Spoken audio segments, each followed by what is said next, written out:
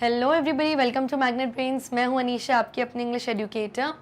और आज मैं स्टार्ट करने वाली हूं क्लास 11 की जो आपकी वोवन वर्ड्स बुक है उसकी poems. So very interesting poems हैं इस पूरी बुक की। तो आज हम इसकी फर्स्ट पोम स्टार्ट करेंगे विच इज़ द पीकॉक।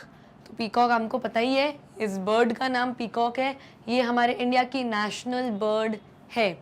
तो एक ओवरव्यू देने से पहले we'll just read about the poetess कि जो पोएटेस हैं, जो लेफ्ट हैंड साइड पे आप जो मेरे पिक्चर देख रहे हैं, ये हमारी इस पोम की पोएटेस हैं जिनका नाम है सुजाता भट्ट। तो पहले थोड़ा इनके बारे में पढ़ते हैं एंड देन मैं आपको एक ओवरव्यू देती हूँ पोम का। इनका बर्थ हुआ है ईयर 1956 में and fortunately with God's grace she is still alive, अभी भी अलाइव है। She was educated in the USA and now lives in Germany. तो इनकी जो एजुकेशन है, पढ़ाई है, वो यूएसए में हुई थी और अभी ये कहाँ रहती हैं? ये जर्मनी में रहती हैं। She won the Commonwealth Poetry Prize for her collection of poems Brunizem in the year 1988. तो इनको कॉमनवेल्थ पोइट्री प्राइज मिल चुका है अपनी पोम्स के कलेक्शन के लिए। और कौन सी बुक के लिए? ब्रूनीजेम के लिए, जो बुक ईयर 1988 में आई थी, from which the peacock is taken. और यही वो बुक है जिसमें से हमारी पोम द पीकॉक जो है वो आज ली गई और हम पढ़ रहे हैं उसे। Two other books of poems by her are Monkey Shadows। तो इनकी और भी दो बुक्स हैं जिसमें सिर्फ पोम्स यानी पोएम्स हैं, जिनको आप लोग पोएम्स कहते हो। जो सही प्रोनाउंसिएशन है वो होता है पोम। ओके, तो इनकी जो सेकंड पोएम थी वो थी सेकंड पोम्स की जो बुक थी वो थी मंकी शैडोज, जो कि ईयर 1991 में आई थी। एंड जो सेकंड पोएम्स की बुक थी वो थी द स्टिंकिंग रोज, जो कि ईयर 1994 में आई थी। She has also translated Gujarati poetry into English। इन्होंने गुजराती लैंग्वेज की जो पोइट्री हैं, जो कविताएं हैं, उनको इंग्लिश लैंग्वेज में भी ट्रांसलेट किया है। अब गुजराती लैंग्वेज क्यों? क्योंकि इनका होम टाउन था गुजरात, तो इसीलिए गुजराती लैंग्वेज की पोम्स को उन्होंने इंग्लिश लैंग्वेज में ट्रांसलेट भी किया है। ये अपने नेशन, अपनी कंट्री इंडिया को बहुत प्यार करती हैं। इस वजह से इन्होंने जो आज पोम लिखी है वो हमारी नेशनल बर्ड पीकॉक के बारे में लिखी है। पीकॉक की तारीफ करते हुए, पीकॉक के ब्यूटीफुल कलर्स को डिस्क्राइब करते हुए ये पोम लिखी गई है। ऑल्सो पीकॉक की सिर्फ ब्यूटी इसमें अप्रिशिएट करी गई है। इस पोम में कहा जाता है कि जो पीकॉक होते हैं, पीकॉक होती है, वो बहुत ब्यूटीफुल बर्ड है, बहुत सुंदर है, लेकिन जो उसके पैर होते हैं बहुत अगली, बहुत बदसूरत होते हैं। तो इस पोम में उसकी सिर्फ ब्यूटी को डिस्क्राइब करा गया है और जो उसकी नेगेटिव चीज़ें हैं, यानी जो उसकी अगली पैर है, उसके बारे में कहीं भी मेंशन नहीं किया गया है। विच मीन्स की लाइफ में हमें भी लोगों की सिर्फ ब्यूटी और पॉजिटिव पॉइंट्स को अप्रिशिएट करना चाहिए रादर देन उनके नेगेटिव पॉइंट्स को देखना चाहिए। ओके, सो ये जो पोम है इसमें हम पीकॉक के बारे में, उसकी ब्यूटी के बारे में पढ़ेंगे। ऑल्सो ये पोम में हमारे पोएटेस ने पीकॉक को इसलिए लिया क्योंकि वो इंडिया की नेशनल बर्ड है।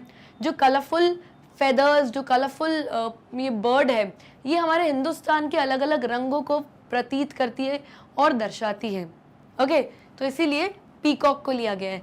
Now let's start with the explanation of the poem. Okay, let's start with the poem. His loud sharp call seems to come from nowhere. अब ये हिज क्या है? हिज यूजुअली हम ह्यूमंस यानी आदमियों के लिए यूज करते हैं, लेकिन यहाँ पर एक बर्ड के लिए यानी कि एक एनिमल के लिए यूज करा गया है हिज। तो यहाँ पे क्लियरली पहले ही वर्ड में जो लिटरेरी डिवाइस यूज हुआ है वो है पर्सोनिफिकेशन। तो पर्सोनिफिकेशन वो पोएटिक डिवाइस है जिसमें हम किसी नॉन लिविंग थिंग को या किसी एनिमल को ह्यूमन क्वालिटी से रिप्रेजेंट करते हैं। यानी हिज यूजुअली या ऑलवेज, मैं तो बोलूँगी ऑलवेज इंसानों के लिए यूज होता है, लेकिन यहाँ पे हिज यूज करा गया है पीकॉक के लिए। Okay, so his loud sharp call seems to come from nowhere, यानी ऐसा लग रहा था पोएटेस को कि जहाँ वो बैठी हैं वहाँ से दूर से कहीं से आवाज़ आ रही है। शार्प कॉल यानी कि जो पीकॉक बर्ड की चहचहाने की या जो इसकी इसके जो साउंड है पीकॉक का, वो ज़ोर से कहीं से कॉल आ रहा था, यानी कहीं से आवाज़ आ रही थी। और ऐसा लग रहा था फ्रॉम नोवेयर, यानी पीकॉक कहीं दिख नहीं रही थी हमारी पोएटेस को, सुजाता भट्ट को, लेकिन ऐसा लग रहा था आवाज़ आ रही है फ्रॉम नोवेयर, यानी जहाँ वो देख रही है उनको पीकॉक नज़र नहीं आ रही, लेकिन आवाज़ आ रही है। यानी पीकॉक है लेकिन दिखाई नहीं दे रही। Then a flash of turquoise in the peepal tree. अब ये टर्कोइज क्या होता है? A greenish blue precious stone. तो ये जो आप स्टोन, ये जो पत्थर देख रहे हो, इसको हम टर्कोइज स्टोन बोलते हैं, और जो इसका कलर होता है वो ग्रीनिश ब्लू कलर का, मतलब इसका जो होता है कलर का स्टोन होता है। तो जो पीकॉक के फेदर्स, जो पीकॉक का कलर होता है वो भी एक टर्कोइज कलर होता है, यानी ग्रीनिश ब्लूइश कलर के उसके फेदर्स होते हैं। तो पोएटस कहती हैं फिर एक फ्लैश, ऐसा लगा कि मैं वहाँ बैठी हुई हूँ, मेरे सामने से ऐसे एक फ्लैश निकलता हुआ गया टर्कोइज कलर का, यानी इस कलर का, यानी कुछ झलक देखी वहाँ पर हमारी पोएटस ने पीकॉक की। और कहाँ पे देखी? इन द पीपल ट्री। जो पीपल का पेड़ होता है उसके ऊपर चढ़ के बैठा था वो पीकॉक। तो ऐसा लगा था कुछ झलक देखने को मिली ग्रीनिश ब्लूइश कलर की, यानी उन्हें समझ में आ गया कि पीपल ट्री के ऊपर वहाँ पे एक पीकॉक बैठा हुआ है। अब पीपल ट्री इस पोम में क्यों यूज हुआ है, और कोई ट्री क्यों नहीं यूज हुआ? तो इसीलिए यूज हुआ है क्योंकि पीपल ट्री हिंदुस्तान का बहुत माना हुआ पेड़ है। इस पोम में पीकॉक, जो कि इंडिया की नेशनल बर्ड है, उसके बारे में पोएटस ने यूज किया। तो पीपल ट्री भी हिंदुस्तान का बहुत जाना माना ट्री है। लोग इस पेड़ की पूजा करते हैं हिंदुस्तान में, इसको सेक्रेट मानते हैं। ऑल्सो पीपल ट्री के नीचे माना जाता है कि बौद्ध भगवान ने इसी पेड़ के नीचे बैठ के एनलाइटमेंट प्राप्त करी थी। ठीक है, तो इसीलिए उन्होंने यहाँ पे पीपल ट्री यूज किया है। तो पोएटस ने देखा कि पीपल ट्री के ऊपर से एक फ्लैश आया है टर्कोइज कलर का, यानी ग्रीनिश ब्लूइश कलर का, यानी कि उसके ऊपर कौन बैठा है? एक पीकॉक बैठा है। The slender neck arched away from you as he descends. अब इस वर्ड स्लेंडर का मतलब क्या है? स्लेंडर का मतलब थिन इन एन अट्रैक्टिव वे। तो जो पीकॉक की गर्दन होती है बहुत पतली सी, अट्रैक्टिव वे में कुछ इस तरीके के शेप की होती है, इस तरीके से कुछ ऐसा सा स्लेंडर नेक होता है पीकॉक का, जो कि बहुत सुंदर ब्यूटीफुल होता है। तो यहाँ पे बोल रही है हमारी पोएटस कि जो स्लेंडर नेक था, जो खूबसूरत सा अट्रैक्टिव नेक था, किसका? पीकॉक का। आर्च्ड अवे फ्रॉम यू, ऐसा लग रहा था वो आपसे थोड़ा थोड़ा दूर जा रहा है जैसे जैसे वो डिसेंड हो रहा है, यानी ही यूज हुआ है यहाँ पे। अगेन ही पर्सोनिफिकेशन यूज हुआ है, यानी यूजुअली इंसानों के लिए यूज होता है, लेकिन यहाँ एनिमल यानी पीकॉक के लिए, बर्ड के लिए यूज हुआ है। तो यहाँ पे पर्सोनिफिकेशन हिज और यहाँ ही पर। तो इन टू लाइंस का मतलब है कि हमारी पोएटस कह रही है कि जैसे जैसे पीकॉक पीपल ट्री से डिसेंड हो रहा है, यानी नीचे उतरता जा रहा है और कहीं दूर जा रहा है, ऐसा लग रहा है कि वो मुझसे आर्च अवे हो रहा है, यानी कहीं दूर जाता जा रहा है, क्योंकि वो पेड़ से उतर के कहीं दूर जा रहा है। And as he darts away, a glimpse of the very end of his tail. Again यहाँ पे he use हुआ है, that is personification. Darts away का मतलब क्या होता है? To make a sudden quick movement. जब अचानक से quick movement करते हो यार, एकदम से घूमती है कोई बर्ड, तो उसे हम dart away कहते हैं। तो ऑथर कहती हैं, या पोएटस जो है हमारी, वो कहती हैं कि जैसे जैसे वो नीचे उतरा, उसने क्विक मूवमेंट किया पीकॉक ने, यानी अपनी पूरे पंख मतलब घुमाए, और एक ग्लिम्स यानी एक झलक देखने को मिली मुझे उसकी पूंछ के एंड की, यानी कि मुझे उसकी जो फेदर्स का जो एंड था वो बिल्कुल उसकी मुझे एक झलक देखने को मिली, जैसे उसने क्विकली जैसे एक राउंड लिया, या एकदम जैसे पीकॉक ने मुड़ी होगी। तो थोड़ी सी एक झलकी दिखी उसकी पूंछ की, यानी उसकी टेल की, या उसके एंड ऑफ फेदर्स के, यानी बहुत सारे पंखों की। I was told that you have to sit in the veranda and read a book, preferably one of your favorites, with great concentration. तो पोएटस सुजाता भट्ट कहती हैं कि मुझसे ये बोला गया था मेरे घर के बड़ों ने कि भाई तुम्हें घर के वरांडा में बैठना है, घर के आंगन में बैठना है, और एक बुक रीड करनी है, अपनी किताब रीड करनी है, और वो बुक किताब जो है preferably one of your favourites होनी चाहिए, यानी तुम्हारी बहुत सारी फेवरेट किताबों में से जो सबसे फेवरेट किताब है तुम्हारी, या एक आध जो फेवरेट किताब है, तुम्हें वो किताब बैठ के पढ़नी है, और बहुत कॉन्सेंट्रेशन से, बहुत ध्यान लगा के तुम्हें वो किताब पढ़नी है। The moment you begin to live inside the book, a blue shadow will fall over you. तो ऑथर बोलती हैं, पोएटस बोलती हैं कि उसी क्षण, उसी मोमेंट जब आप किताब के अंदर जीना शुरू कर देते हो, यानी आप अपने आप को कंप्लीटली इनग्रॉस हो जाते हो, बुक में बिल्कुल घुस जाते हो, पढ़ने लगते हो, समझने लगते हो, आपका पूरा कॉन्सेंट्रेशन, पूरी लिंक बनी हुई है उस बुक को पढ़ने में। जब आप पूरा इन्वॉल्व हो चुके हो ग्रेट कॉन्सेंट्रेशन के साथ उस बुक में, बस उसी वक्त एक ब्लू कलर की परछाई आपके ऊपर पड़ती है। अब वो ब्लू परछाई किसकी है? ऐसा लगता है कि एक ब्लू कलर की पीकॉक वहां से पास होके चली गई, यानी वहां से उड़ के चली गई या वॉक करके चल के निकल गई वहां से। तो पढ़ते पढ़ते एक ब्लू परछाई, एक छाया दिखी हमारी पोएटेस को, तो वो उसका एकदम कंसंट्रेशन टूट गया, ध्यान भटक गया, क्योंकि कुछ सुंदर सा ब्लू कलर की उसको शैडो देखने को मिली। The wind will change direction. अब ये जो विंड है, जो चलती हुई हवा, बहती हुई हवा है, वो अपना डायरेक्शन चेंज कर देगी। क्यों चेंज करेगी? क्योंकि अब पीकॉक जब अपने पंख फड़फड़ाएगी जोर जोर से, तो जो विंड का डायरेक्शन है वो इधर उधर हो जाएगा भाई, हवा इधर उधर होने लगेगी, क्योंकि पंख बहुत तेज तेज चल रहे हैं। द स्टेडी हम of the bees in the bushes near by will stop. Steady का मतलब क्या होता है? स्टेइंग द सेम कंटिन्यूसली, कोई ऐसी आवाज जो हमेशा सेम रहती है और कंटिन्यूसली चलती रहती है। जैसे बीज यानी मधुमक्खियां, हनी बीज की जो भुनभुनाहट की आवाज होती है इस टाइप की, ये कंटिन्यूसली चलती रहती है और सेम रहती है। तो पोएटेस कहती हैं कि पास की जो बुशेज हैं, पास में जो झाड़ियां हैं, वहाँ पे एक मक्खियों का छत्ता है, और वहीं पे से बहुत कंटिन्यूस जो आवाज़ आ रही होगी हनी बीज की, मधुमक्खियों की, वो अब क्या हो जाएगी? स्टॉप, क्योंकि वहाँ पे पीकॉक आ गई होगी, आगे होगा और ज़ोर ज़ोर से पंख अपने फड़फड़ा रहा होगा या फैला रहा होगा, तो वो डर के वो हनी बीज भी क्या हो गई? चुप हो गई होगी वहाँ पे।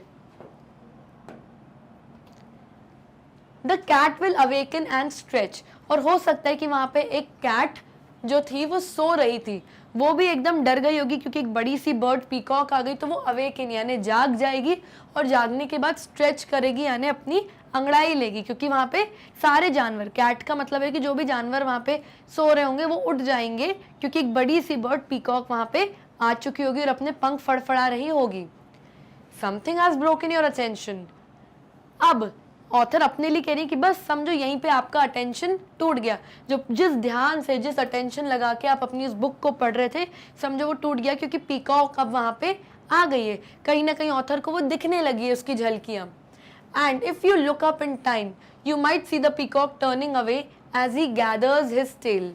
अब अगेन ये जो ही यूज हुआ है, ये जो हिज यूज हुआ है, ये हम इंसानों के लिए यूज करते हैं, लेकिन यहाँ पे एक पीकॉक के लिए यूज हुआ है। दैट मीन्स यहाँ पे पर्सोनिफिकेशन नाम का पोएटिक डिवाइस यूज हुआ है।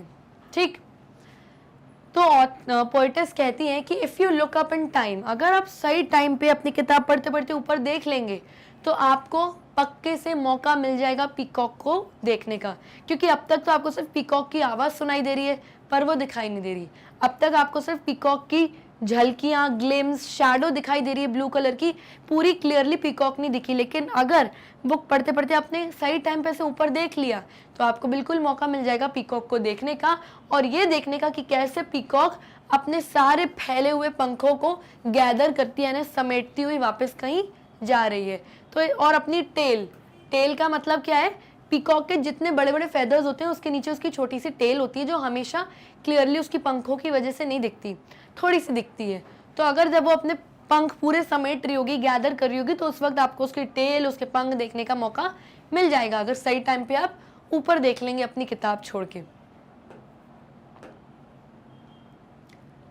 To shut those dark glowing eyes violet fringed with golden amber. अब फ्रिंज्ड का मतलब क्या होता है? नेचुरल बॉर्डर ऑफ हेयर और फाइबर्स ऑफ एन एनिमल। जब किसी एनिमल के बॉडी पे नेचुरल फाइबर्स या जो हेयर, जो बाल होते हैं, उसे हम फ्रिंज्ड कहते हैं। जैसे पीकॉक है, तो पीकॉक जब अपनी आंख बंद करती है, तो यहाँ पे इस एरिया में इसके छोटे छोटे ऐसे हेयर या फाइबर्स दिखते हैं, तो उसे हम फ्रिंज्ड कहते हैं। And what is an amber? A yellow brown substance used for making jewellery. तो एक येलोइश ब्राउनिश कलर का इस तरीके का एक सब्सटेंस होता है जिससे ज्वेलरी यानी जेवरात बनाए जाते हैं, तो वो इस कलर का होता है। तो अगर एम्बर कलर बोला है, दैट मीन्स एम्बर कलर इस तरीके का येलो ब्राउन कलर होता है। तो यहाँ पे फर्स्ट टू यहाँ लाइंस में क्या बोला है, यहाँ पे बोला गया है कि to shut those dark glowing eyes. जो पीकॉक की आंखें होती हैं वो डार्क काले कलर की होती है, ग्लो कर रही होती है ना, चमक रही होती है। और ऐसा कहा जाता है कि बहुत रेयरली पीकॉक अपनी आंखें यानी पलकों को झपकाती है, यानी ब्लिंक नहीं करती। लेकिन जब भी करेगी तो जब वो अपनी आंखें बंद करेगी तो आपको क्या देखने का मौका मिलेगा, वायलेट और गोल्डन एम्बर कलर के फ्रिंजेस। यानी अगर आप यहाँ पे ध्यान से देखेंगे पीकॉक के आईज के नीचे अंडर आई पे, तो जब ये अपनी आंख बंद करेगी तो यहाँ पे यहाँ पे आपको वायलेट कलर इस तरीके का दिखेगा, जो पीकॉक का नेचुरल ब्लू वायलेट कलर है। और ये जो चीज़ है, ये येलोइश कलर की जो चीज़ आपको दिख रही है, ये गोल्डन एम्बर कलर है। तो आपको ये क्लियरली दिखेगा गोल्डन एम्बर कलर और वायलेट कलर जब पीकॉक कभी रेयरली अपनी आँख को या अपनी पलकों को ब्लिंक करेगी यानी झपकाएगी। It is a tail that has to blink for eyes that are always open. बहुत अच्छी लाइन्स हैं ये। बोला जा रहा है कि जो आंखें होती हैं पीकॉक की वो हमेशा ओपन रहती है, आंखें कभी वो पलकें नहीं झपकाती, बहुत रेयरली झपकाती है। वो क्या ब्लिंक करती है, क्या झपकाती रहती है, अपने पंख कभी खोलती है कभी बंद करती, कभी खोलती है कभी बंद करती है। तो हमें लगता है वो पलकें झपका रही है, लेकिन बेसिकली वो ब्लिंक क्या हो रहा है, उसके फेदर्स, उसके पंख जो खोल के बंद हो रहे हैं, फिर खोल के बंद हो रहे हैं। तो झपक बेसिकली फेदर्स रहे हैं और हमें क्या लगता है पलके झपका रही होगी, जबकि पलके तो एक पीकॉक कभी भी झपकाती नहीं है। इनफैक्ट ऐसा कहा जाता है कि जो पीकॉक होती है वो कभी भी किसी से आई कांटेक्ट नहीं करती है, नजरें नहीं मिलाती, क्योंकि उसकी आंखें हमेशा खुली रहती हैं। वो इधर उधर देखने लगेगी लेकिन आपसे कभी भी आई कांटेक्ट नहीं करेगी। Okay. The Peacock by Sujata Bhatt explains how she saw a glimpse of a bird which according to her seems like a peacock. अब ये जो पोम है हमारी जिसका नाम है द पीकॉक, ये किसने लिखी है, ये सुजाता भट्ट ने लिखी है। अब जो सुजाता भट्ट हैं ये एक ऐसी पोएटेस हैं जो अपनी कंट्री, अपने नेशन इंडिया को बहुत लव करती हैं, इसीलिए उन्होंने एक पीकॉक जो कि हमारे इंडिया की नेशनल बर्ड है उसको चुना अपनी पोम को डिस्क्राइब करने के लिए। तो इस पूरी पोम में पीकॉक की ब्यूटी को और उसकी अट्रैक्टिवनेस को डिस्क्राइब करा गया है। और वो क्या एक्सप्लेन करती हैं अपनी पोम में कि कैसे वो एक वरांडा में बैठी हुई हैं, उनको उनके घर के बड़ों ने बोला है कि एक बहुत कॉन्सेंट्रेशन से अपनी फेवरेट कोई भी बुक पढ़ो, और जब वो पढ़ती हैं और जब कम्प्लीटली बिल्कुल इन्वॉल्व हो चुकी होती हैं बुक में, उसी वक्त उनको एक ग्लिम्स, एक परछाई दिखती है एक बर्ड की, जो उनके अकॉर्डिंग उनको ऐसा लगता है कि शायद मुझे किसकी परछाई या किसकी आवाज़ सुनाई दी, एक पीकॉक की। क्लियरली पीकॉक उनको दिखी नहीं, उनको कहीं से ऐसी आवाज़ आ रही है या ऐसी हल्की फुल्की परछाई या ग्लिम्स दिख रही है उनको पीपल ट्री के ऊपर। She explains more about the beauty, appearance and magnificence of the peacock in the first stanza. तो पूरी फर्स्ट स्टैंजा में उन्होंने पीकॉक की सुंदरता को, उसका अपीयरेंस की, कैसे उसका स्लेंडर नेक होता है, इस तरीके से ब्यूटीफुल एक अट्रैक्टिव नेक होता है पीकॉक का,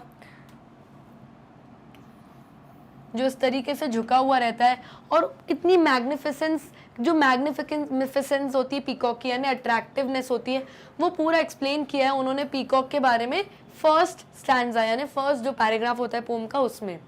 इन द सेकेंड स्टैंजा, जो सेकेंड स्टैंजा है पोम का, the poet remembers how the elders told her to read a book keeping full concentration while waiting for the bird. तो सेकेंड स्टैंजा में वो बताती है कि मेरे घर के बड़ों ने पूरे कॉन्सेंट्रेशन से मुझे मेरी कोई फेवरेट बुक पढ़ने के लिए बोला था, और उसी वक्त मैं किसका वेट कर रही थी, उस बर्ड का, क्योंकि मुझे परछाई दिखी थी उस बर्ड की, थोड़ी बहुत फेदर्स की झलकी दिखी थी, आवाज़ सुनाई दे रही थी पीकॉक की, लेकिन मुझे कंप्लीटली वो दिख नहीं रही थी। As she keeps the mind away from the bird, she feels a blue shadow. उन्होंने सोचा चलो अब नहीं दिख रही तो चलो मैं पूरा बुक में ही देख लेती हूँ, पढ़ लेती हूँ। और जैसे ही वो पढ़ रही थी अपनी बुक को पूरे कंसंट्रेशन के साथ, उसी वक्त उनको किसकी शैडो, किसकी परछाई दिखती है, एक पीकॉक की। ब्लू शैडो इसलिए बोला गया क्योंकि पीकॉक ब्लूइश ग्रीनिश कलर की होती है। At the right time she looks up to see the peacock with all its beauty, ending the poem with happy tone.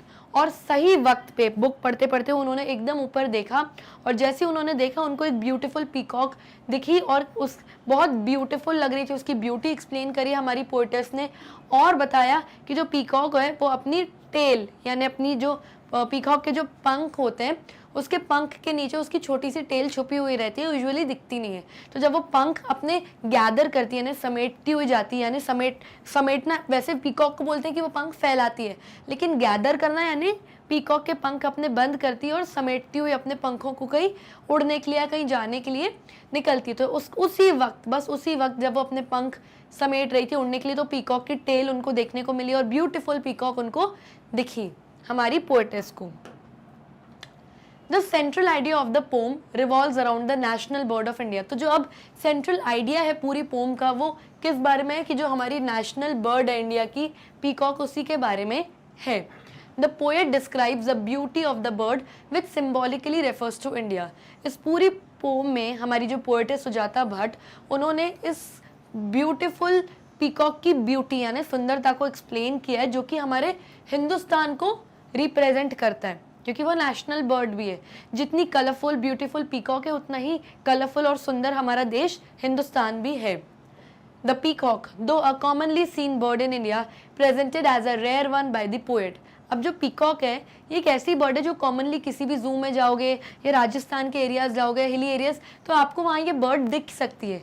लेकिन पोएट ने, जो सुजाता भट्ट पोएटेस हैं, उन्होंने इतनी ब्यूटीफुली इस बर्ड को एक्सप्लेन किया है कि ये बर्ड बहुत रेयर है, यानी इतनी इजीली दिखाई नहीं देती, लेकिन देखो तो कहीं भी किसी भी जू में दिख जाएगी, लेकिन इतनी ब्यूटी उनकी एक्सप्लेन करी गई है उसकी कि बताया गया है कि एक रेयर बर्ड है, इतनी इजीली नहीं दिखती। The setting of the poem is not clear for it takes place in the mind of the poet. अब जो पोम की जो सेटिंग है, सेटिंग बोले तो प्लेस, कि किस जगह पे उन्होंने देखा क्या, वो सब नहीं क्लियरली एक्सप्लेन्ड है, क्योंकि ये जो पूरी पोम है वो सब पोएटेस के माइंड में चल रही है, यानी बेसिकली पूरा इमेजिनेशन पे बेस्ड है। तो माइंड बोले तो पूरा इमेजिनेशन पे बेस्ड है, तो पूरी इमेजिनेटिव पोम है ये। Yet the poet's description of the peacock and the peepal tree which is native to India gives the clear image of colourful India.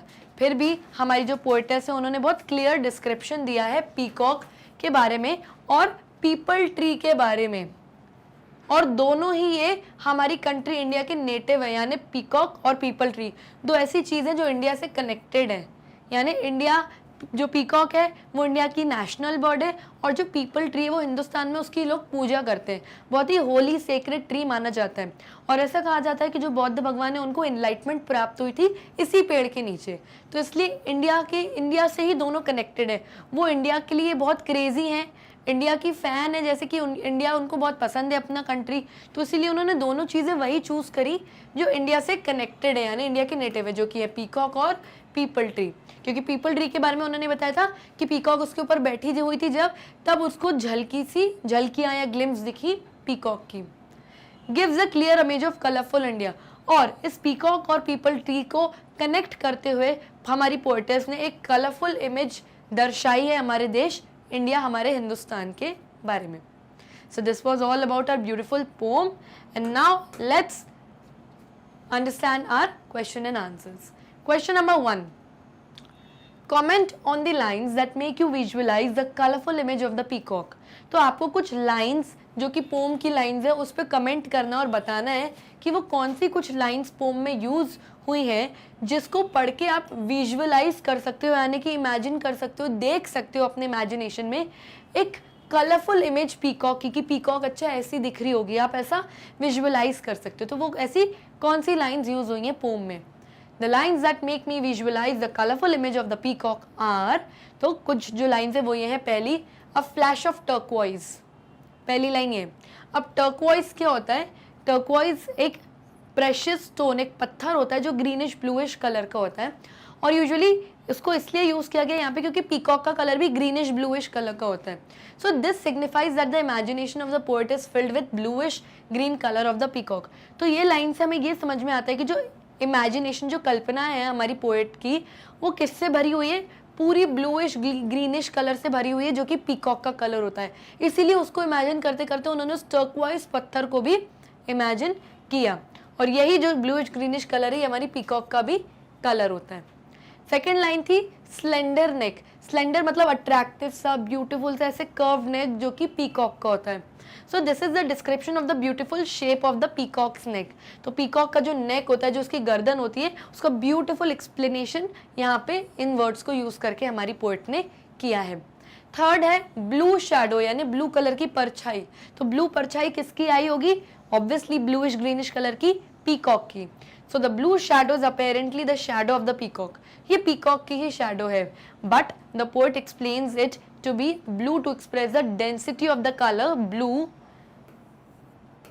That the peacock carries around itself. तो उन्होंने basically सिर्फ blue ही colour का इसलिए explain किया क्योंकि blue colour से वो density explain करना चाहते हैं कि कितनी डेंसिटी, कि पीकॉक के आसपास, मतलब खुद तो पूरी ब्लूइश ग्रीनिश कलर की है ही, लेकिन अपने आसपास भी कितना ज़्यादा ब्लू कलर कैरी कर रही है कि उसकी परछाई भी हमें ब्लू कलर की प्रतीत होती है।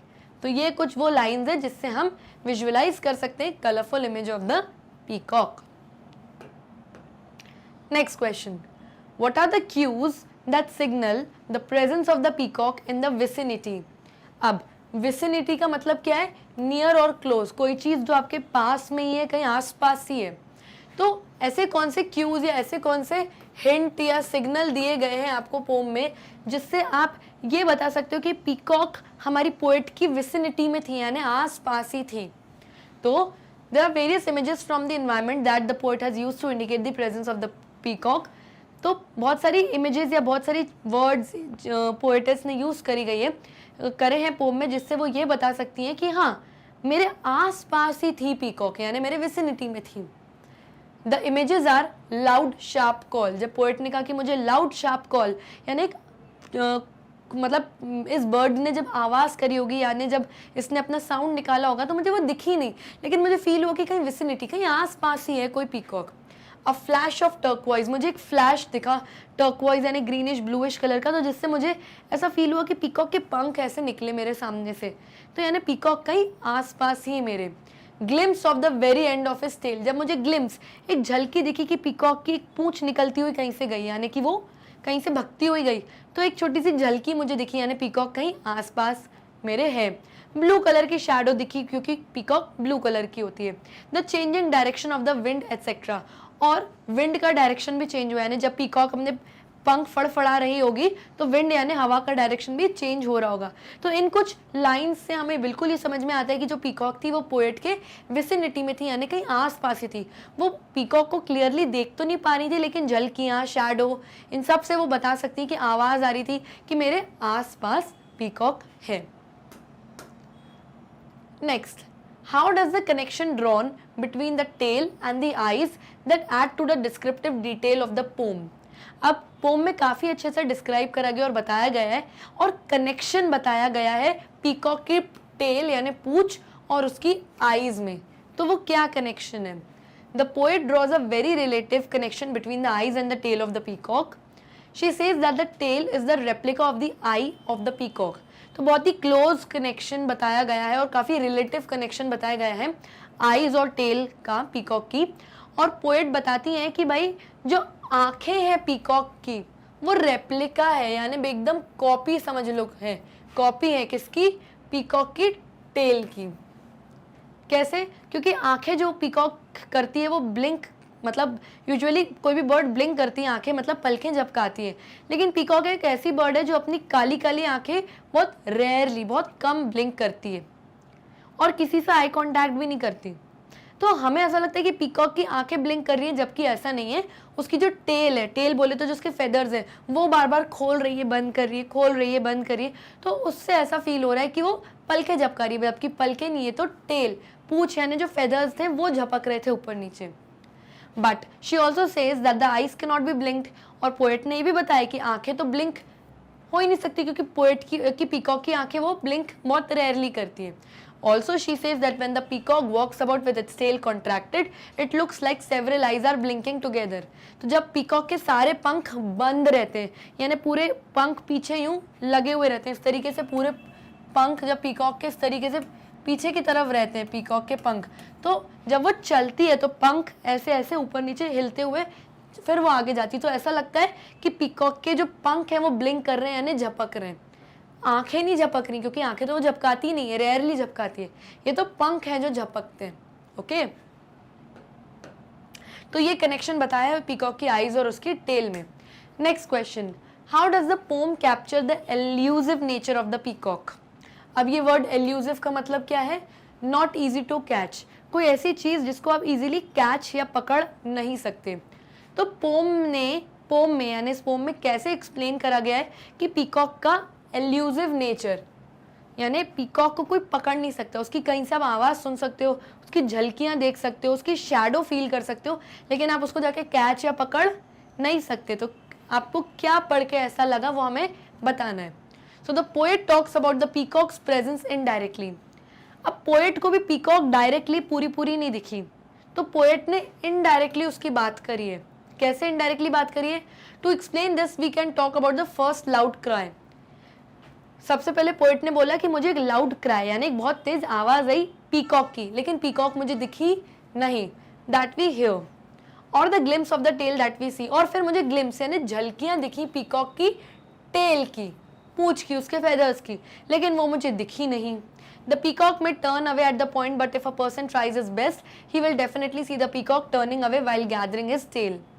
तो पीकॉक को देखना पकड़ना बहुत मुश्किल है, लेकिन अगर सही वक्त पे एक इंसान देख ले, जब वो बिल्कुल निकल रही हो सामने से, तो कोई भी इंसान ब्यूटीफुल पीकॉक को देख सकता है, और उस मोमेंट पे जब देख सकता है जब वो अपने पंख को गैदर कर रही हो, यानी पंख अपने बंद करके अपने पंख समेट के कहीं जाने की या उड़ने की तैयारी कर रही हो, तो आप देख सकते हो, लेकिन आप उसको जाके कैच नहीं कर सकते। This is the description that provides the elusive nature of the peacock. तो यही वो डिस्क्रिप्शन है जो पोम में एक्सप्लेन किया गया है और बताया गया कि पीकॉक का नेचर बहुत एल्यूसिव है, यानी कि आप उसको इजीली कैच नहीं कर सकते। Next question, the peacock is a colourful bird. Peacock जो है एक बहुत रंग बिरंगी कलरफुल बर्ड है। How does the pome capture various colours that it's plumage displays. अब इस वर्ड प्लूमेज का मतलब क्या होता है? The birds feathers collectively. जब किसी बर्ड के सारे पंख को कलेक्टिवली यानी पूरे पंखों की आप एक साथ बात कर रहे हो तो आप प्लूमेज कहते हो। तो पीकॉक जो कि कलरफुल बर्ड है, तो इस पोम में कैसे डिस्प्ले कराया या कैसे एक्सप्लेन कराया हमारी पोएट ने कि अलग अलग कलर्स ऑफ प्लूमेज यानी पूरे पंखों की ब्यूटी के बारे में कैसे एक्सप्लेन किया है, सारे पंखों को collectively. So the answer is the poem beautifully captures the elusive nature of the peacock. Poem में ब्यूटीफुली सबसे पहले क्या एक्सप्लेन किया गया है कि पीकॉक का नेचर कैसा है, एल्यूसिव है यानी डिफिकल्ट टू कैच, इजीली आप पीकॉक को पकड़ नहीं सकते।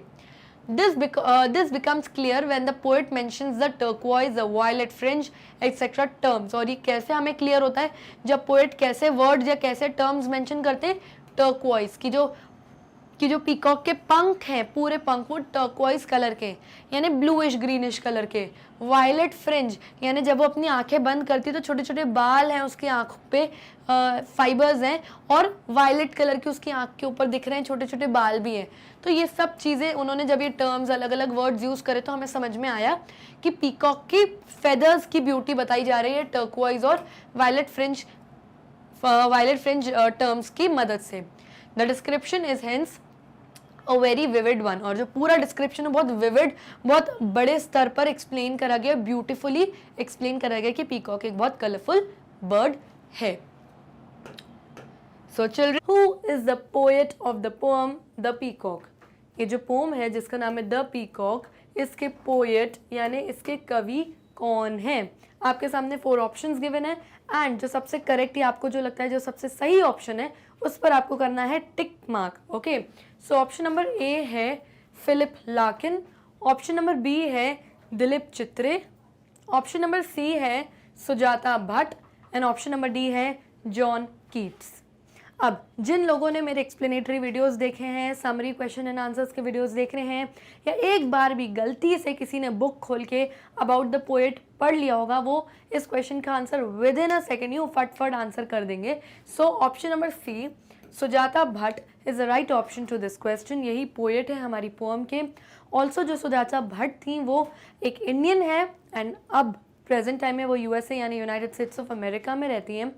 अदर देन दिस, ये क्योंकि फॉरेन में रहती हैं, इनका अपने कंट्री इंडिया के लिए बहुत प्यार है, बहुत प्रेम है, इस वजह से इन्होंने इंडिया की जो नेशनल बर्ड है पीकॉक, इस टॉपिक को चूज़ किया और उसी पर इन्होंने अपनी पोएम लिखी। So option number C Sujata Bhatt is the right option to this question.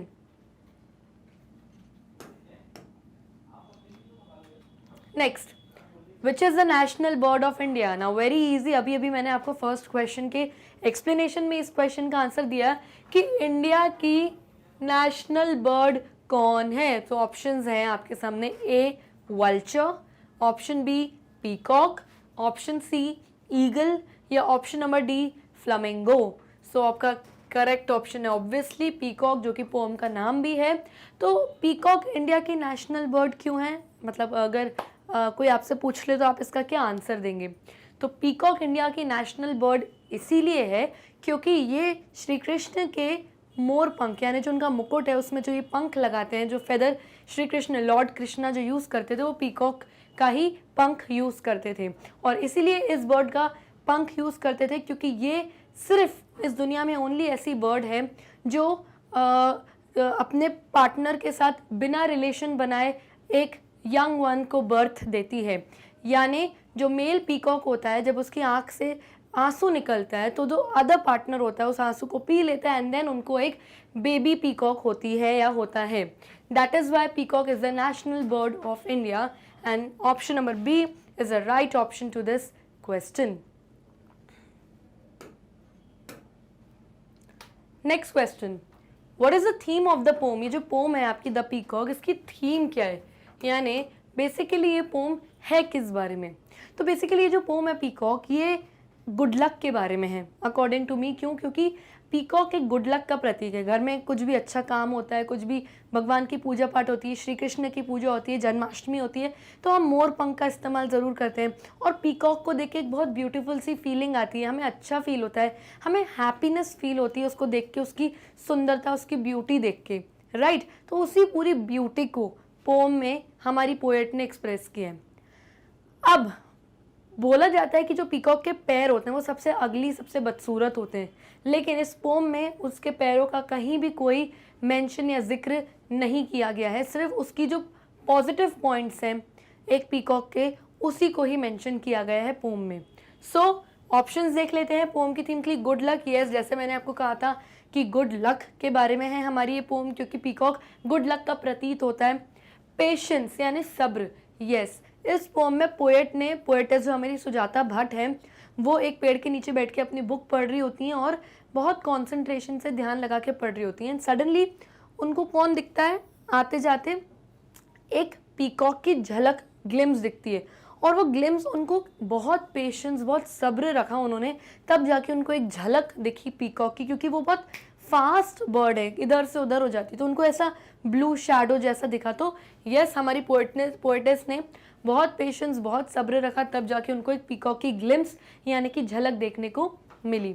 Love, yes, peacock love का भी प्रतीक है, क्योंकि ये एक ऐसी बर्ड है जो बिना अपने पार्टनर के साथ रिलेशनशिप बनाए हुए एक बेबी को बर्थ देता है, क्योंकि मेल पीकॉक बर्थ देता है।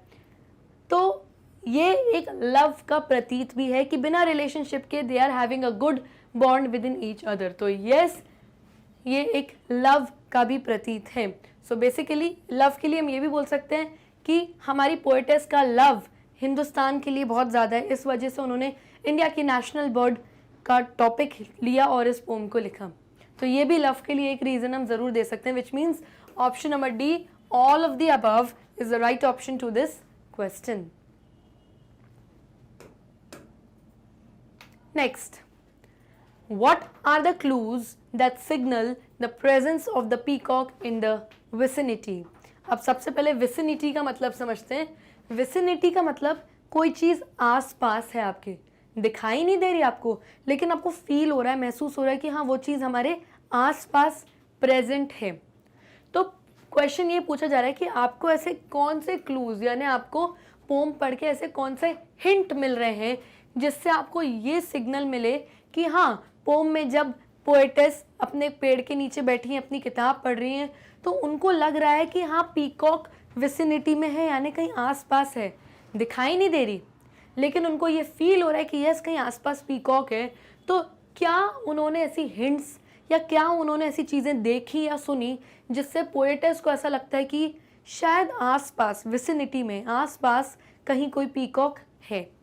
सो ऑप्शंस हैं, a loud sharp call, yes, poetess को एक बहुत तेज शार्प कॉल यानी बोले तो पीकॉक का साउंड सुनाई दिया, जो पीकॉक बर्ड का साउंड है उनको वो सुनाई दिया, तो जिससे उन्होंने ये गेस किया और उनको ये सिग्नल मिला कि ये आसपास कहीं पीकॉक है, दिख नहीं रही लेकिन डेफिनेटली है। तो यस, ऐसा डेफिनेटली आपकी पोम में है। Flash of turquoise. अब ये टर्क्वाइज क्या होता है? टर्क्वाइज एक प्रेशियस स्टोन यानी एक पत्थर का नाम है जो ब्लूइश ग्रीनिश कलर का दिखता है। एग्जैक्टली इस स्टोन का वही कलर है जो पीकॉक का कलर होता है, ब्लूइश ग्रीनिश कलर के उसके फेदर्स और उसकी पूरी body.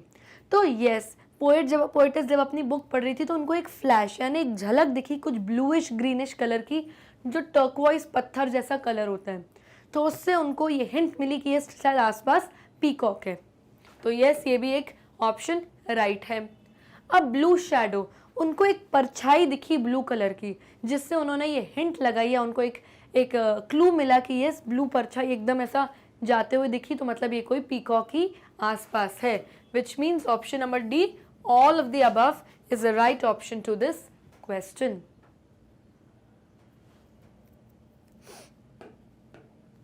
Next, from which tree the peacock was descending. अब डिसेंडिंग का मतलब यहाँ पे क्या है? नीचे उतरना।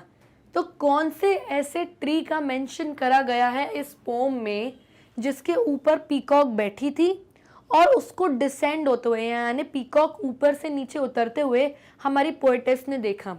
डिसेंडिंग यानी ऊपर से नीचे उतरना। तो यस, पीकॉक जो है एक ट्री पर बैठी थी पोम में। वो कौन सा ट्री है जिस पे वो बैठी थी और पोएटेस ने उसको डिसेंड होते हुए यानी उस पेड़ से नीचे उतरते हुए कहीं दूर जाते हुए फाइनली एंड में देखा। तो वो कौन सा ट्री है? ऑप्शंस हैं, A peepal tree, B mango tree, C neem tree या option D banyan tree. So the correct option जो कि आपकी पोम में गिवन है वो की है पीपल ट्री। अब पीपल का जो ट्री है उसके बारे में हमारी पोएटेस ने इस पोम में क्यों यूज़ किया? वो चाहती तो मैंगो ट्री, कोई अशोका ट्री, किसी भी ट्री का वर्णन यानी मेंशन कर सकती थी, लेकिन उन्होंने पीपल के पेड़ का ही क्यों मेंशन किया कि पीकॉक पीपल के ट्री पे बैठा और फिर उससे डिसेंड हो रहा था यानी नीचे उतर रहा था। तो इसका रीज़न ये है कि जो पीपल का ट्री है वो बहुत सेक्रेड, होली यानी कि धार्मिक मान्यताओं से जुड़ा है हमारी कंट्री इंडिया में, और पोएटेस को अपनी कंट्री इंडिया से बहुत प्यार है और पीपल के पेड़ को लोग वर्शिप भी करते हैं, पूजा करते हैं। यस, इसीलिए उन्होंने पीपल ट्री का यूज़ किया है कि इसके ऊपर पीकॉक बैठी थी, which means option number A is the right option to this question.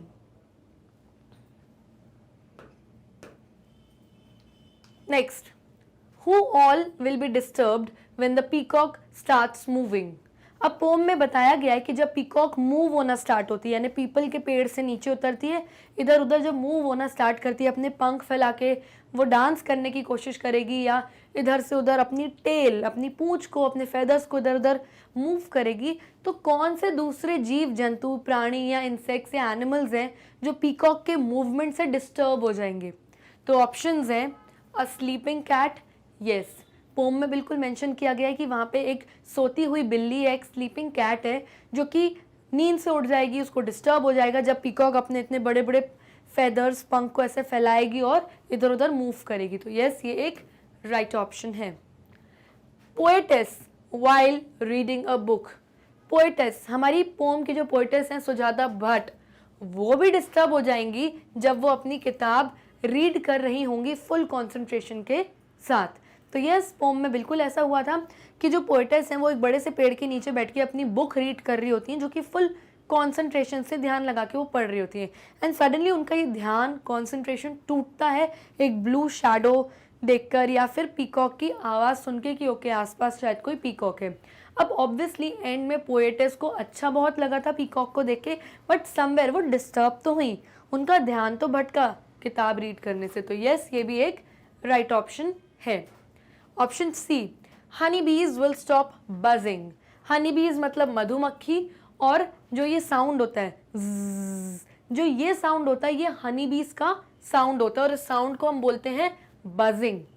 तो ये भी बिल्कुल आपकी पोम में क्लियरली गिवन है कि जो हनी बीज हैं वो अपने बी हाइव यानी मधुमक्खियों के छत्ते में जब रहेंगी तो ऐसे ऐसे बजिंग कर रही होंगी, इधर उधर उड़ रही होंगी। लेकिन जैसे ही उस पेड़ से पीकॉक उतर रहा होगा, अपने पंख फैलाएगा, तो वो अपना बज करना, अपना साउंड निकालना स्टॉप कर देंगी, क्योंकि समहाउ एक बड़ी सी बर्ड आ गई इतने बड़े बड़े फेदर्स निकाल के, तो वो तो कहीं ना कहीं डिस्टर्ब होंगी। यस, तो ये भी एक राइट ऑप्शन है, which means option number D, all of the above is the right option to this question.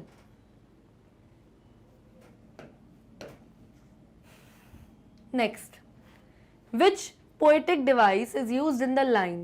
If you look up in the time, you might see the peacock turning away as he gathers his tail. अब ये जो पूरी line है, ये line आपकी pome की है, और इस लाइन का मतलब है, पोएटेस कहती हैं कि आप किताब पढ़ते पढ़ते if you look up in time, यानी आप एकदम सही वक्त पे अगर आपने ऊपर देख लिया तो आप पीकॉक को या उसकी झलक देखने की आपको मिल जाएगी, जैसे ही वो अपने फेदर्स जो हैं गैदर कर रही होगी, यानी कि अपने खुले हुए पंखों को बंद करके अपनी टेल, पीकॉक के फेदर्स के नीचे उसकी एक छोटी सी टेल होती है जो तब दिखती है जब वो अपने पंखों को बंद कर रही होती है, तो तब उसकी टेल आप देख सकते हो। तो इस लाइन का मतलब है कि अगर आपने सही वक्त पे अपनी किताब छोड़ के ऊपर देख लिया तो आपको वो चांस, वो मौका मिल जाएगा कि आप पीकॉक को देख पाएंगे कि कैसे वो टर्न हो रही है, अपने पंख बंद कर रही है, उसकी टेल इधर से उधर जा रही है। ऑल दीज थिंग्स आप ये देखने को आपको अवसर ज़रूर मिलेगा। तो पूछा गया है क्वेश्चन में कि इस लाइन में कौन सा पोएटिक डिवाइस यूज़ किया गया है। तो ऑप्शंस देखते हैं। ऑप्शन नंबर ए, हाइपरबोल। हाइपरबोल वो पोएटिक डिवाइस है जिसका मतलब होता है कि किसी लाइन में कोई चीज़ बहुत बड़ा चढ़ा के, हाइप करके बोली गई है। And I don't think so कि इस लाइन में कोई चीज़ बड़ा चढ़ा के बोली गई है। यहाँ तो पोएट ने सिंपल बात बोली कि अगर आप सही वक्त पे ऊपर देख लेंगे तो पीकॉक का ये ब्यूटीफुल नज़ारा आपको देखने को मिल सकता है। तो कोई चीज़ बहुत बड़ा चढ़ा के इसमें नहीं बोली, दैट मीन्स हाइपरबोल यूज़ नहीं हुआ है। Option number B, personification. Personification वो पोएटिक डिवाइस है जिसमें आप ह्यूमन क्वालिटी, कोई इंसानों की ऐसी क्वालिटी को आप किसके लिए यूज़ करते हो, या तो एनिमल्स के लिए या तो नॉन लिविंग थिंग्स के लिए। तो यहाँ पे पीकॉक जो कि एक बर्ड है, एक एनिमल जिसको हम बोल सकते हैं, उसके लिए क्या यूज़ हुआ है वर्ड, ही और हिज। अब ही और हिज दो ऐसे शब्द हैं जो किसके लिए यूज़ होते हैं, आदमियों के लिए। ही फॉर मेल, हिज यानी किसी आदमी की कोई चीज़। तो ये दोनों ही वर्ड्स किसके लिए यूज़ होते हैं, मेल्स बेसिकली, किसके लिए, यानी ह्यूमंस के लिए, इंसानों के लिए ये दो शब्द यूज़ होते हैं। लेकिन इस लाइन में ये ही और हिज दोनों शब्दों को पीकॉक यानी एक बर्ड, एक एनिमल के लिए यूज़ किया गया है, जिस वजह से पर्सोनिफिकेशन नाम का पोएटिक डिवाइस यहाँ पर यूज़ हुआ है। That means B is the right option. फिर भी हम ऑप्शन सी एंड डी को ज़रूर देखेंगे, हो सकता है वो सही हो। ऑप्शन नंबर सी है ऑलिट्रेशन। अब ऑलिट्रेशन वो पोएटिक डिवाइस होती है, फॉर एग्जाम्पल एक लाइन में जब दो कॉन्सोनेंट के शब्द साथ में आ जाते हैं वहाँ पे ऑलिट्रेशन होता है। For example A, E, I, O, U, ये पांचों शब्द जो हैं ये वावल्स हैं। इन पांचों शब्दों को छोड़ के जो भी दूसरे बचे हुए लेटर्स हैं जैसे बी, सी, डी, एफ, ये सारे कॉन्सोनेंट्स होते हैं। अगर एक लाइन में दो शब्द साथ में यूज़ कर लिए गए हों और दोनों का पहला लेटर कॉन्सोनेंट हो, दैट मीन्स उस पूरी लाइन में ऑलिट्रेशन नाम का पोएटिक डिवाइस यूज़ हुआ है। अब कह लीजिए यू लुक, ठीक है, अगर यहाँ पे लिखा रहता फॉर एग्जाम्पल लव लुक, मान लीजिए यू लुक की जगह लव लुक लिखा रहता, दैट मीन्स ये दोनों शब्द साथ में आए हैं, बीच में कोई वर्ड नहीं है, और दोनों शब्दों का पहला लेटर क्या है, एल, यानी सेम है और कॉन्सोनेंट है। ए, ई, आई, ओ, यू को छोड़ के दूसरा शब्द है यानी कॉन्सोनेंट है, विच मीन्स पूरी लाइन में ऑलिट्रेशन यूज हुआ है। और अगर आप देखेंगे इस पूरी लाइन में तो कहीं पर भी एक सिंगल जगह पर भी कोई ऐसे दो शब्द साथ में नहीं आ रहे हैं जिनका फर्स्ट लेटर कॉन्सोनेंट हो, तो ऑलिट्रेशन भी नहीं हो सकता। Option number D, imagery. Imagery नाम से समझ में आ रहा है कोई चीज़ आप इमेजिन कर रहे हो, कल्पना कर रहे हो। तो किसी लाइन को पढ़ के अगर आपको ऐसा लगता है कि पोएट कुछ कल्पना कर रही है, कुछ इमेजिनेशंस का बता रही है, तो वह इमेजरी यूज़ होता है। लेकिन यहाँ कुछ इमेजिनेशन की बात हो ही नहीं रही, क्योंकि सिंपली पोएटेस ये कह रही हैं कि आपने अगर सही वक्त पे अपनी किताब छोड़ के ऊपर देख लिया तो आप पीकॉक का वो ब्यूटीफुल नज़ारा देख सकते हो। तो इमेजरी भी नहीं होगा, which means option number B, personification is the right option to this question. Next question. What can be seen when the peacock shuts its eyes? जैसे ही पीकॉक अपनी आइज शट करती है यानी बंद करती है, तो उसकी आँख के ऊपर क्या देखा जा सकता है या जाता है? तो पोम के अकॉर्डिंग हमें बताना है। Option number A, violet fringes. अब वायलेट क्या होता है? वायलेट कलर जो पर्पलिश कलर होता है पीकॉक के फेस का, और फ्रिंजेस यानी जो उसके आईलैशेस के जो छोटे छोटे हेयर, छोटे छोटे बाल, जो फाइबर्स होते हैं वो वायलेट कलर के होते हैं। तो जैसे वो अपनी आईज बंद करती है तो ये जो एरिया है ये पूरा वायलेट कलर का दिखता है, और यहाँ पे उसकी पूरी आईज के ऊपर और इधर इधर छोटे छोटे फ्रिंजेस यानी वायलेट कलर के बाल होते हैं। तो यस, वायलेट फ्रिंजेस बिल्कुल देखे जा सकते हैं when peacock shuts it's eyes. Golden amber colour. अब ये एम्बर क्या होता है? एम्बर एक स्टोन, एक प्रेशियस स्टोन, एक पत्थर का नाम होता है जो येलोइश गोल्डनिश कलर का होता है। तो उस एम्बर स्टोन जैसा जो येलोइश गोल्डनिश कलर होता है वो पीकॉक के आंख बंद करने पे दिखता है यहाँ पे। जैसे पीकॉक अपनी आइज बंद करती है तो जो ये पोर्शन होता है वहाँ पे ऐसा एक स्ट्रैप, ऐसा एक पट्टा होता है जो एम्बर कलर का होता है, वो दिखाई पड़ता है जब पीकॉक अपनी आंख बंद करती है, वैसे नहीं दिखता। तो यस, ये गोल्डन एम्बर कलर भी का ये जो छोटा सा स्ट्रैप है, छोटा सा जो पट्टा है, वो हम बोल सकते हैं वो दिखता है when peacock shuts it's eyes. Dark glowing eyes, Kali Kali dark colour की ग्लोइंग यानी चमकती हुई आंखें। अब काली काली डार्क ग्लोइंग चमकती हुई आंखें तो तब दिखेंगी ना जब आंखें खुली होंगी, तो वो ब्लैक कलर की पुतलियां दिखेंगी, यानी कि ये जो पूरा एरिया है वो दिखेगा। पर वो शट कर देगी तो कैसे दिखेगा? तो ऑब्वियसली ये ऑप्शन तो हो नहीं सकता। ऑप्शन नंबर डी है बोथ ए एंड बी, यानी option number A and B दोनों ही सही है। यस, तो which means option number D is the right option to this question. A और बी दोनों सही है, that means option D right है, क्योंकि डी में ऐसा लिखा है। Next, what is the meaning of the phrase the slender neck? अब एक फ्रेज है, एक छोटे से कुछ शब्द जो हैं आपकी पोम में यूज किए हैं जो कि हैं द स्लेंडर नेक। तो क्वेश्चन में पूछा जा रहा है कि इस फ्रेज का मीनिंग यानी मतलब क्या है। अब स्लेंडर नेक का मतलब इस तरीके का जो नेक होता है, बेसिकली ये जो ऐसे नेक का जो शेप होता है उसको हम स्लेंडर नेक बोलते हैं, और जो पीकॉक के नेक का शेप होता है वो कुछ इस तरीके से होता है, बहुत ब्यूटीफुल, बहुत अट्रैक्टिव होता है, यानी पतली सी जो उसकी लॉन्ग नेक दिखती है, बिल्कुल अट्रैक्टिव सी, ब्यूटीफुल सी, उसके बारे में यहाँ पर बताया गया है। तो वो जो फ्रेज है द स्लेंडर नेक, ये किसके नेक, किसकी ब्यूटीफुल गर्दन नेक के बारे में यूज किया गया है? पीकॉक के लिए। तो उसका मीनिंग देख लेते हैं, ऑप्शंस देखते हैं।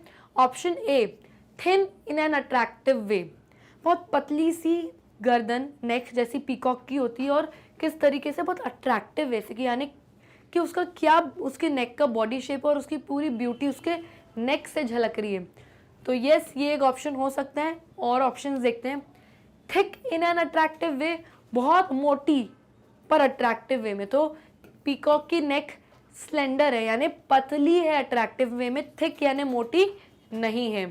एंड अगली नेक यानी एक बदसूरत नेक की बात हो रही है इस फ्रेज में, तो बिल्कुल भी नहीं, पीकॉक के बहुत प्यारे पतले से अट्रैक्टिव नेक की बात हो रही है।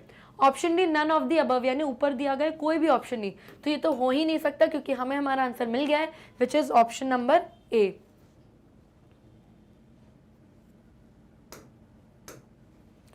Next, what is the tone of the pome? जब आप पूरी पोम पढ़ेंगे फर्स्ट लाइन से लेके लास्ट लाइन तक, आपको पोम की टोन कैसी पढ़ने में आ रही है, कि टोन कैसी है पोम की? ऑप्शन ए, सैड टोन, क्या आपको पूरी पोम पढ़ के ऐसा लग रहा है कि बहुत दुख से भरी दुखी वाली पोम है, सैड पोम है?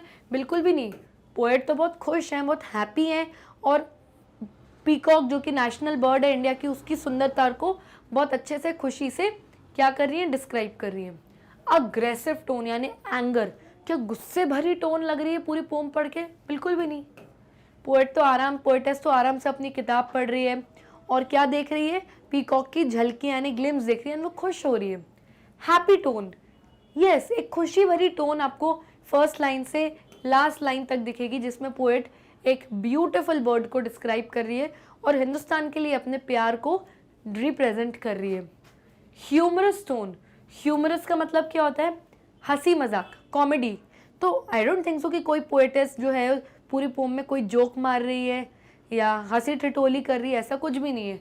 तो ह्यूमरस टोन भी नहीं है, which means option number C, happy tone, is the right option to this question. So children, here we come to the end of the session. I hope आपको सारे MCQs अच्छे से समझ में आ गए होंगे। आप चाहें तो हमारे वीडियोस YouTube पर भी देख सकते हैं। अगर YouTube पे ना मिले तो हमारी वेबसाइट पे जाइए which is magnetbrains.com। जैसे आप वेबसाइट पे जाएंगे इस तरीके का आपको एक पेज मिलेगा जहाँ पे अलग अलग ऑप्शंस गिवन है अलग अलग क्लासेस के। फॉर एग्जाम्पल आपको क्लास 11th का अगर कोई वीडियो देखना है तो इस ऑप्शन पे क्लिक करिए। जैसे ही आप क्लिक करेंगे यहाँ पे 11th के टीचर्स की सारी लिस्ट आ जाएगी। मान लीजिए आपको क्लास 11th वोवन वर्ड्स के कोई वीडियोस देखने हैं तो ये उसका ऑप्शन गिवन है, आप मेरे इस ऑप्शन पे क्लिक करिए। जैसे ही आप क्लिक करेंगे इस तरीके की इस बुक में जितनी भी वीडियो लेक्चर्स की लिस्ट है वो आपके सामने आ जाएगी। फॉर एग्जाम्पल आपको जो ऐसे नंबर 1 है माई वॉच उसके वीडियोस देखने तो इस ऑप्शन पे क्लिक करिए। जैसे ही आप क्लिक करेंगे मेरा वीडियो आपके सामने प्ले होना स्टार्ट हो जाएगा।